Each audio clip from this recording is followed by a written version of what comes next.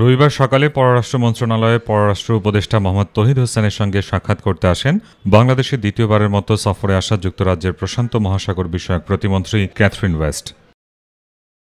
ঘণ্টাব্যাপী বৈঠকের পর Catherine West সাংবাদিকদের বলেন, বাংলাদেশে গণতন্ত্র ফেরাতে অন্তর্বর্তী সরকারের প্রধান উপদেষ্টা ড. মোহাম্মদ ইউনূস রূপরেখা ঘোষণা করবে বলে ব্রিটেন আশা করে। I welcome the interim government's determination to build a better democratic future for the people of Bangladesh. And as we have a very strong, steadfast friendship with the people of Bangladesh. রোহিঙ্গাদের জন্য যুক্তরাজ্য আরও £1 কোটি অনুদান দিয়েছে বলে জানান Catherine West. Bangladesh have been so generous on is the Rohingya crisis, and I'm very pleased that we've been able to announce today another £10 million. পরে বিকেলে এক ব্রিফিংয়ে পররাষ্ট্র উপদেষ্টা জানান, অন্তর্বর্তী সরকারের রাজনৈতিক কোনো অভিলাষ নেই, সংস্কার শেষেই নির্বাচিতদের কাছে ক্ষমতা হস্তান্তর করা হবে। আমাদের এখানে কারো কোনো রাজনৈতিক অ্যাম্বিশন নেই। আমরা আসলেই একটি সুস্থ গণতান্ত্রিক পরিবেশ সৃষ্টি করে দিয়ে আমরা সরে যেতে চাই।